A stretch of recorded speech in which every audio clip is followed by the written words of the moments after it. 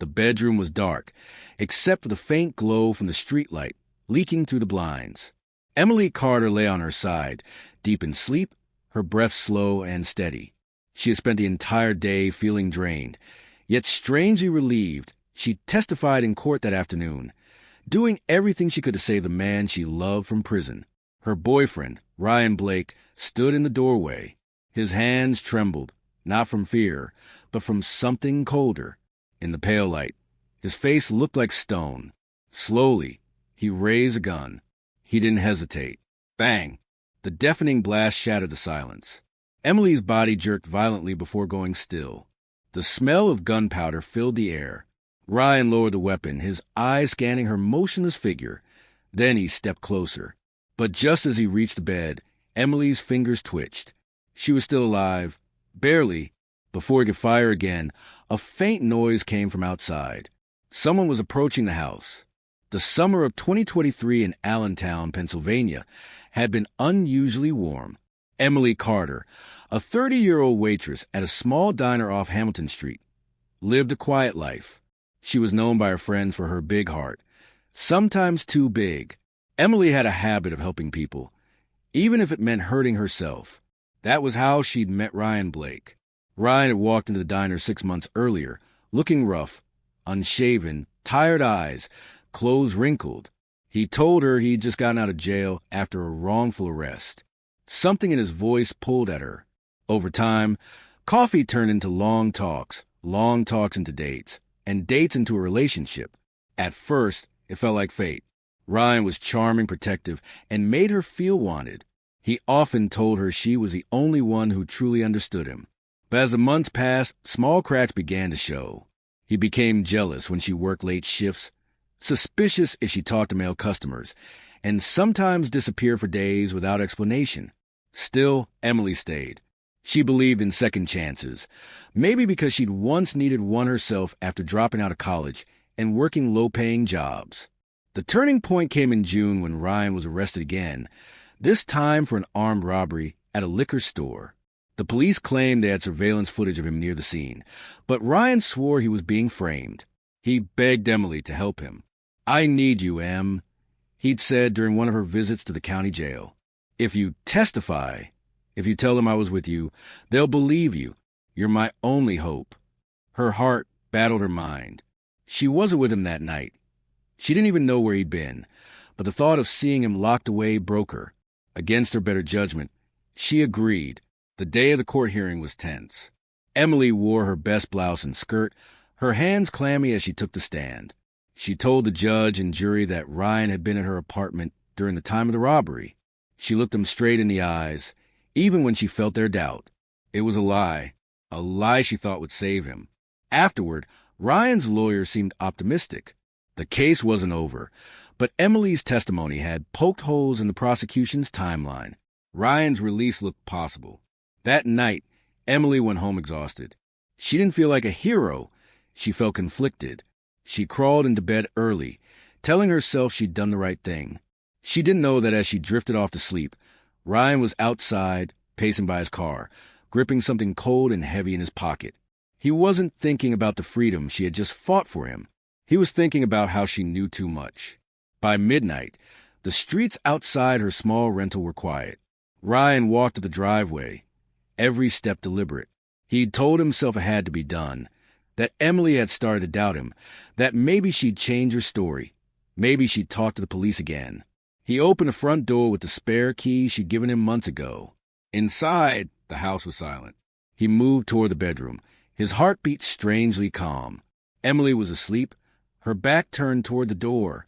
Ryan reached into his jacket, pulled out the gun, and the gunshot rattled the quiet neighborhood. A dog barked somewhere down the street, and a porch light flicked on 2 houses away.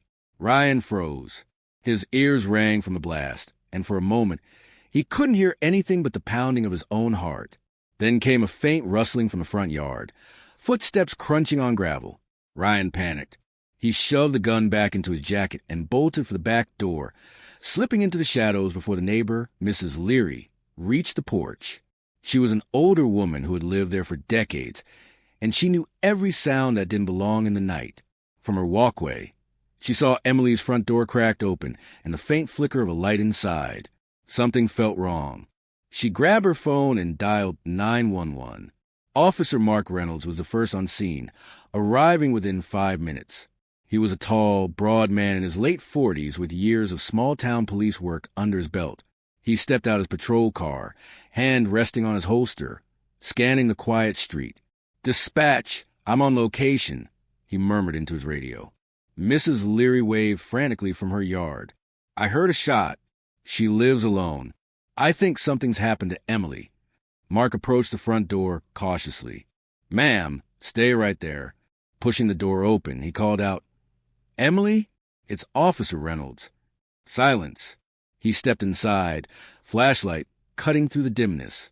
The smell hit him first, that sharp, metallic tang of gunpowder mixed with something heavier, darker. He followed it to the bedroom. Emily lay on her side, her shirt soaked in blood. Her breathing was shallow, almost non-existent. Mark's training kicked in instantly. "Dispatch, I need EMS at 2145 Maple Avenue. Possible GSW, female, mid-30s. Still breathing but weak. Advise immediate transport." He knelt beside her, applying pressure to the wound. "Stay with me, Emily. Help's coming." Her lips moved, but no sound came out. Mark leaned closer. It sounded like she whispered one word, "Ryan." Minutes later, the wail of an ambulance cut through the night. Paramedics rushed in, loading Emily onto a stretcher. She was barely conscious, her face pale, her eyelids fluttering. Mark followed them out, but his eyes kept darting to the shadows at the edge of the yard. He had the feeling someone had been watching. Detective Sarah Delgado arrived as the paramedics sped off toward Lehigh Valley Hospital. Sarah was sharp, with a reputation for catching details others missed. She stepped out of her unmarked car and took in the scene. "What do we have?" she asked. Mark filled her in quickly. The gunshot, the neighbor's call, Emily's condition, and the single word she'd managed to say. Sarah's brow furrowed. "Ryan? Who's Ryan?" Mark sighed. "From what I know, her boyfriend. Been in some trouble before." Inside the house, Sarah began her sweep. The back door was unlocked. There were faint shoe prints on the tile. Not enough for a full cast, but enough to tell they weren't Emily's. On the dresser, she noticed a framed photo. Emily smiling with a man, his arm around her waist. Sarah didn't know him yet, but she had a feeling she was looking at Ryan. She also noticed something else. On the edge of the nightstand, a set of keys. One of them looked newer than the rest, with nowhere on the metal. "Mark," she called, holding up. "Do we know if Ryan had a key?" "That," he said slowly, "is something I'll find out." By the time they were done at the scene, it was past 3 a.m. Emily was in surgery, fighting for her life. The hospital wouldn't say more yet. But Sarah knew one thing. If Emily survived, she might be their only chance at finding out exactly what happened in that room tonight. And if she didn't, they'd be chasing a killer who'd just vanished into the dark. That morning, as the sun broke over the horizon, Sarah got the first break. Security footage from a gas station 2 blocks from Emily's home. The timestamp showed 11:57 p.m., less than 10 minutes before the shooting. A man was at the pump, wearing a dark hoodie, glancing over his shoulder. He turned toward the camera just long enough for the frame to freeze his face in grainy detail. It was the same man from the photo on Emily's dresser, Ryan Blake. Detective Sarah Delgado sat at her desk, staring at the blurry gas station still frame of Ryan Blake. It wasn't the cleanest shot. The resolution made his features a little fuzzy, but she could still make out the sharp jawline, the slight tilt of his head, and the restless look in his eyes. She'd seen that look before. It was the kind of look men had when they were thinking about running. By 8 a.m., she had Ryan's file in front of her. The rap sheet wasn't long, but it was ugly burglary, possession of a firearm without a license, and 2 assault charges, one of them against a former girlfriend. He'd beaten that case after the victim refused to testify. Sarah flipped through the paperwork. Ryan had been out on bail for an armed robbery just weeks before Emily's shooting. She underlined the date and scribbled in the margin motive. If Emily had testified for him the day of the shooting, that meant 2 things. She'd been trying to protect him, and he might have wanted to silence her. At 9:15 a.m., she and Officer Mark Reynolds drove to the hospital to check on Emily. They were met by Dr. Priya Shah, who looked exhausted but calm. She's still in critical condition, Dr. Shah said, but she made it through surgery. The bullet missed her spine by half an inch. She's not out of danger yet. Sarah's jaw tightened. When can we talk to her? Not today. She's sedated and on a ventilator. Maybe tomorrow if she stabilizes. That wasn't good enough for Sarah. Every hour that passed gave Ryan more time to disappear. Back at the station, Sarah and Mark began mapping out Ryan's known hangouts. They started with his last known address, a rundown apartment on the east side. The landlord said Ryan had stopped paying rent 2 months ago, but still came by sometimes to pick up stuff. Inside, the unit was a mess, dirty dishes, empty beer cans, and a couch with a rip down the middle. But there was something more telling. A half-packed duffel bag in the bedroom closet. Inside were clothes, toiletries, and a burner phone with a battery removed. This isn't a guy planning to stay in town, Mark muttered. They canvassed the block, talking to neighbors. Most didn't know Ryan well, but one man, a mechanic named Tom Alvarez, mentioned seeing Ryan 2 nights earlier arguing with a tall man in a black pickup truck. They were yelling about money, Tom said. Ryan kept saying, "You owe me," and the other guy told him to keep his mouth shut. Sarah jotted it down. A debt could mean dangerous connections, and dangerous connections could mean someone helping Ryan hide. By early afternoon, Sarah decided to check the gas station footage again. This time, she noticed something she'd missed. After Ryan filled his tank, he got into a silver Honda Accord. The passenger side window had duct tape on the corner, like it had been cracked and patched up. "Run that car," Sarah told Mark. An hour later, they had a name, Sheila Torres. No criminal record, but known to have dated Ryan off and on. She worked at a nail salon on the other side of town. They pulled up to the salon just as Sheila was locking up.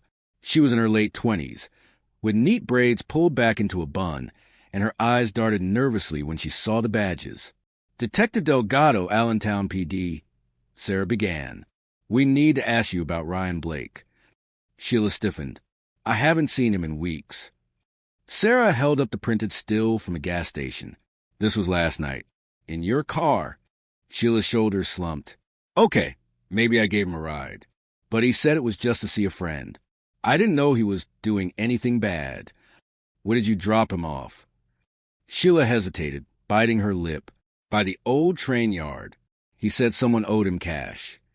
That was enough for Sarah to act.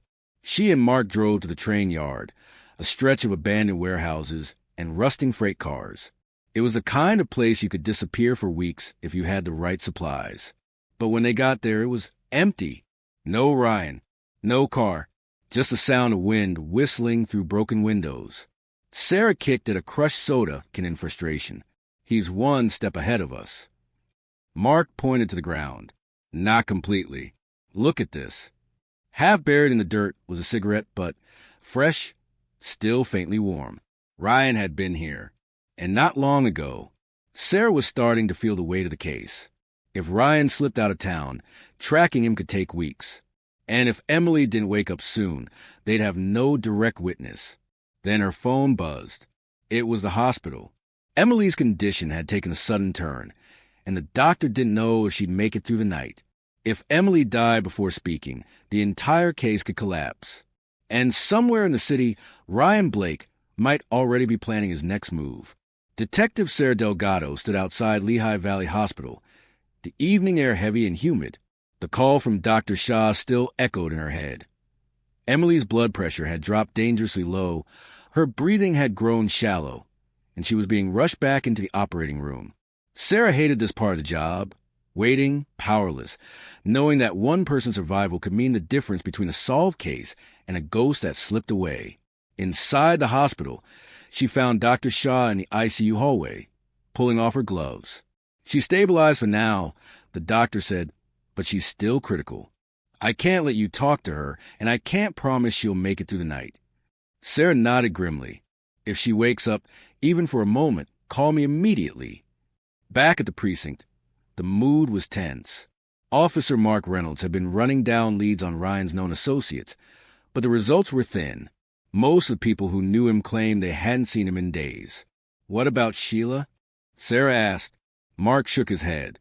"She swears she doesn't know where he went after the train yard," pointing to a duffel bag. "I think she's scared of him. Inside were Sarah clothes, rubbed her toothbrush, and a small stack of cash. She's covering for him, maybe $400. At 10 p.m., Sarah got a call from one of her contacts, but enough for a few days on the run. "Hey, Sarah crouched, still looking for Ryan Blake. There were fresh tire tracks ties to a guy named Curtis Lane.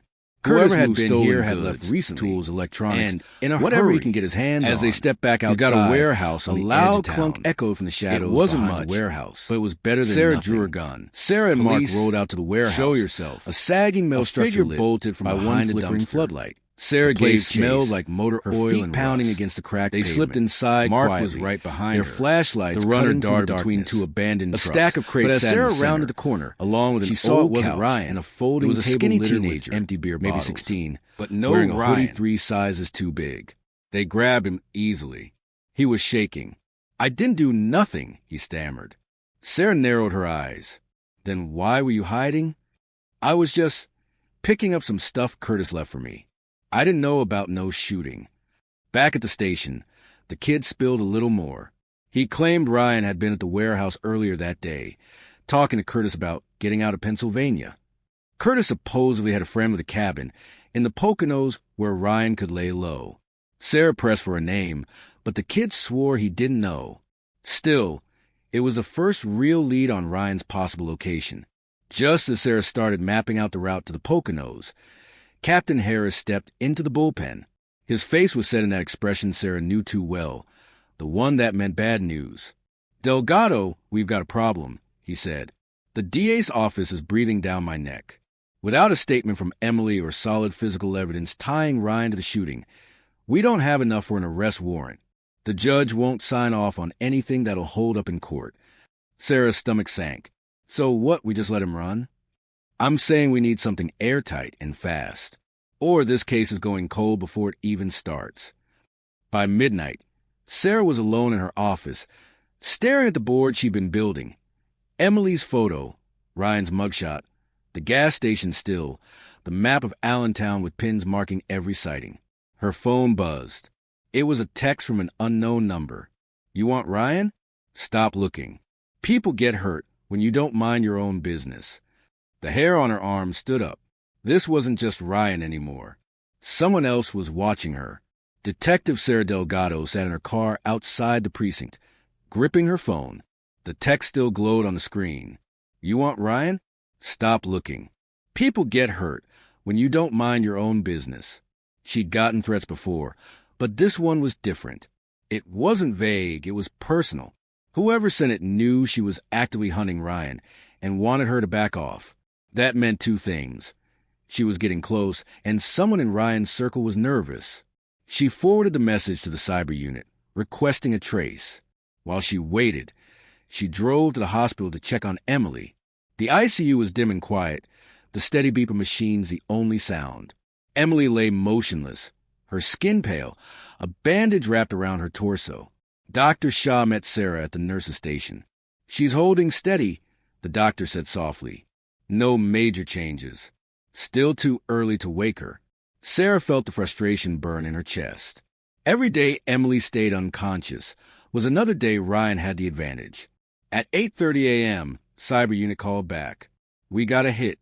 The text came from a prepaid burner phone, purchased yesterday at a convenience store on Ridge Avenue. And get the security cameras, showed the buyer was Curtis Lane. Sarah's pulse quickened. Curtis, the stolen goods guy from the warehouse. She and Officer Mark Reynolds wasted no time. They hit Ridge Avenue by late morning, starting with a convenience store. The clerk confirmed Curtis had been in, said he'd bought the phone along with 2 energy drinks and a pack of cigarettes. He seemed in a hurry, the clerk said, kept looking at the door like he thought someone was watching him. Sarah and Mark found Curtis's last known address, a sagging 2-story rental with peeling paint and a front porch littered with empty beer cans. A rusted black pickup truck was parked out front, matching the description Tom Alvarez had given earlier. They knocked. No answer. Mark checked the back, while Sarah peeked through a side window. Inside, she spotted a table covered in fast food wrappers and an open duffel bag stuffed with clothes. On top sat a folded piece of paper. She couldn't make out the writing, but she saw a word scrawled in bold letters across the top. Cabin. Curtis didn't come home that day, but Sarah knew he'd be back, or at least send someone for the bag. They set up a surveillance van across the street and waited. By nightfall, the street was quiet except for the hum of a street lamp. At 10:42 p.m. movement, a figure in a hoodie approached the porch, glancing around nervously before unlocking the door. Sarah and Mark moved fast, catching him as he stepped inside. It wasn't Curtis. It was a wiry man named Trent Willis, one of Curtis's known runners. Trent tried to bolt, but Sarah pinned him against the wall. "Where's Curtis?" "Where's Ryan?" she demanded. "I don't know where Ryan is." Trent gasped. "But Curtis—" "He's heading to the cabin tonight," said Ryan's already there. They hauled Trent in for questioning. Under pressure, he spilled details. The cabin was deep in the Poconos, off an unmarked dirt road near a place called Bear Hollow. Curtis had borrowed a friend's SUV for the trip. Sarah finally had something concrete. She called Captain Harris. "We have a location. If we move now, we might catch him." The captain's voice was firm. "You've got one shot at this, Delgado. Make it clean." By 1 a.m., Sarah, Mark, and a small tactical team were headed north, headlights cutting through the darkness. The roads grew narrower, the trees thicker. The air outside smelled of pine and damp earth. As they neared Bear Hollow, they killed the headlights and proceeded slowly. In the distance, Sarah saw a faint orange glow between the trees, light from a cabin window. They stopped a quarter-mile out and approached on foot, the crunch of gravel under their boots muffled by the wind. Sarah's heart pounded as she peered through the trees. Inside the cabin, two men sat at a table. Curtis Lane, hunched over a map, and Ryan Blake, his gun resting casually beside him. She turned to Mark, whispering, "We've got them." But before they could move in, a dog barked somewhere nearby. Ryan's head snapped toward the window. He stood, grabbed the gun, and moved toward the door. Sarah froze. If he stepped outside, the whole plan could blow. The night air in Bear Hollow was icy, the kind of cold that slid under your skin. Sarah crouched low behind a pine tree, watching Ryan Blake's silhouette move across the cabin. He was peering out the window now, his gun in hand, scanning the tree line. Mark leaned in close. "He's suspicious. We need to move." Sarah shook her head. "Not yet. If he steps outside and spots us, he'll bolt into the woods. We'll lose him." Inside, Curtis Lane was on his feet too, his voice faint through the cracked window. "What is it?" "Thought I saw something," Ryan muttered. Curtis cursed under his breath. "Man, you're jumpy. We need to be out of here by morning. I told you, my guy can get you across state lines." Sarah's pulse quickened. That was it. Confirmation that Ryan planned to flee Pennsylvania. If he crossed the border before they arrested him, it would turn into a federal chase. Suddenly, the barking dog grew louder. A porch light from a neighboring cabin flicked on, spilling a yellow glow into the woods. Ryan stiffened and moved toward the door. Sarah realized they were seconds from being exposed. She signaled to the tactical team. "Go!" she whispered into her mic.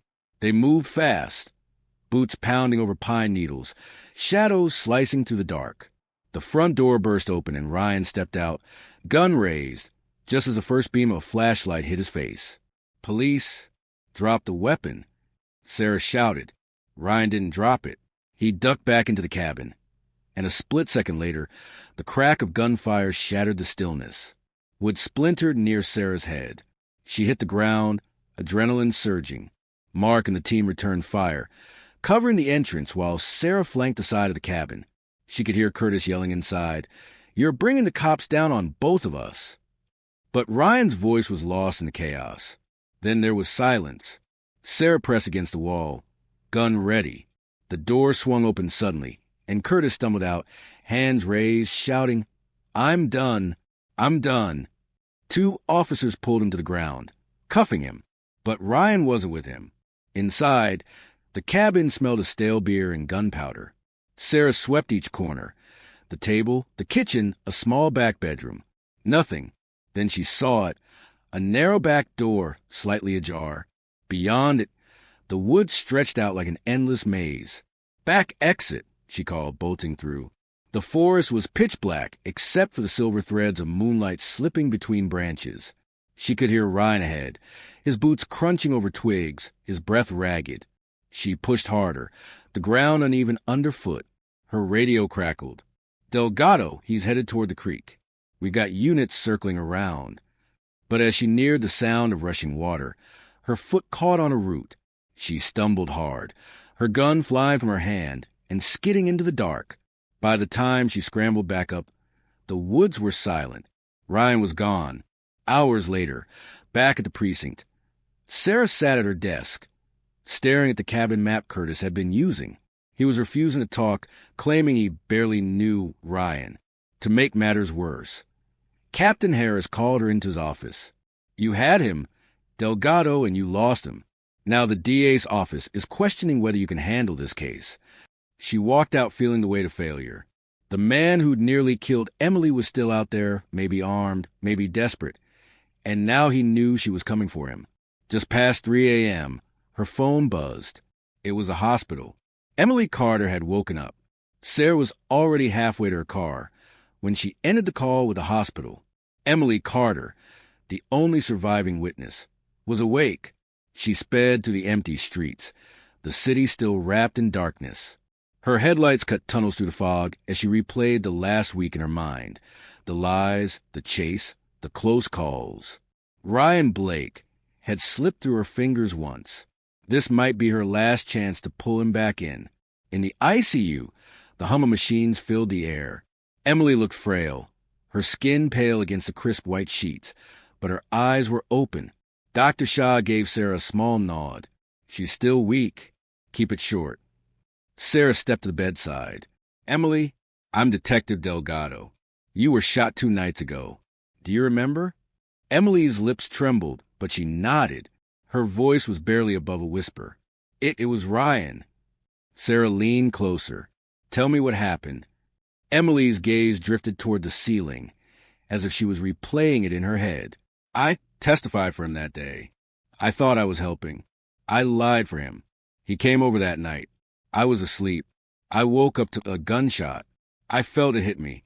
I heard him walking closer." Her eyes filled with tears. "He wanted me dead. I don't know why. I did everything for him." Sarah's stomach tightened. "Do you know where he might go now?" Emily hesitated. "He used to talk about a guy in Jersey, a dock worker. Said he could disappear there if things got bad. He called him Vic. It wasn't much, but it was enough." Sarah squeezed Emily's hand gently. "You just gave me what I need. Rest now." By the time she got back to the precinct, Sarah had Mark running every contact in the Port Authority records for a Victor who matched the profile. At 5:42 a.m., they had him. Victor Marino, age 42, dockhand at a Newark shipping yard, prior arrest for smuggling. Sarah pulled up Marino's address in Bayonne, New Jersey. If Ryan's going to ground, this is where he'll try it. Captain Harris wasn't thrilled about crossing state lines without coordination. "Delgado, you bring Jersey PD into this. You risk tipping them off if they've got leaks." Sarah shook her head. "We don't have time for red tape. By the time we get official clearance, Ryan could be halfway to another country." The captain hesitated, then sighed. "Fine. Take Reynolds. Keep it quiet. But if you screw this up, it's on you." They left immediately, driving east as the first streaks of dawn lit the horizon. By the time they reached Bayonne, the docks were alive with activity.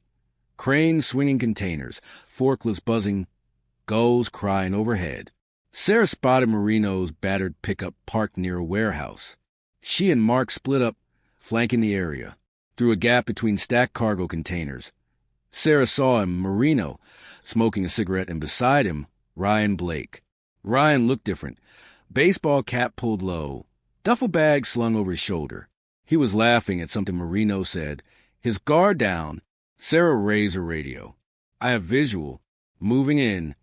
But just as she stepped out from cover, Ryan's head jerked toward her. His smile vanished. He dropped the duffel and ran.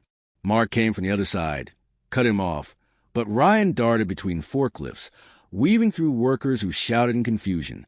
A crane horn blared overhead. Sarah sprinted after him, dodging pallets and crates. Ryan vaulted a low fence and landed on the deck of a moored cargo ship. Sarah followed, her boots thudding against the metal.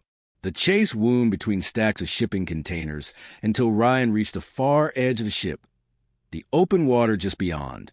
He stopped, turning toward her, his gun already in his hand. The salty wind whipped between them as they faced off, 30 feet apart, neither moving. "You're not taking me in," Ryan called, his voice carrying over the water. "Put it down, Ryan." Sarah shouted back, "It's over." But Ryan's eyes were cold, his finger tightening on the trigger. For a split second, the world seemed to slow. Sarah's hand hovered near her holster, her eyes locked on Ryan's. She could see the faint tremor in his arm, the set of his jaw. This was a man who'd already decided he wasn't going back to prison. Mark's voice crackled in her earpiece. "You have a shot?" "Not clean," Sarah whispered.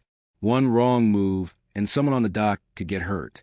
Ryan took a step closer to the ship's railing. "I jump and I'm gone," he said, glancing at the churning water below. "No one will find me." Sarah kept her voice even. "Emily's alive, Ryan. She told us everything. It's over." That made him pause. His jaw tightened, eyes narrowing. "She's lying." "She's not.